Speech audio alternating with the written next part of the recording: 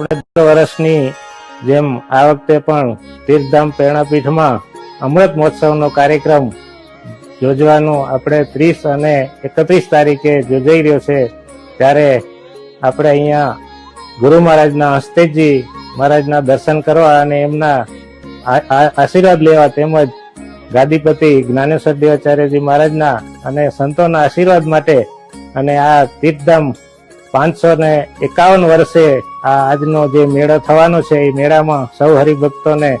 આમંત્રણ આપીએ છીએ અને સૌ હરિભક્તો એનો લાભ લેવા માટે પધારો અને આ અમૃત મહોત્સવનો જે લાભ મળે એ તો બહુ અનેરો છે। એ લાભ માટે સૌ પધારો એવી અમારું શુભ આમંત્રણ છે અને સૌ એમાં વધારે સંખ્યામાં આવી અને આપના ધન્યતા અનુભવો એવી શુભકામના।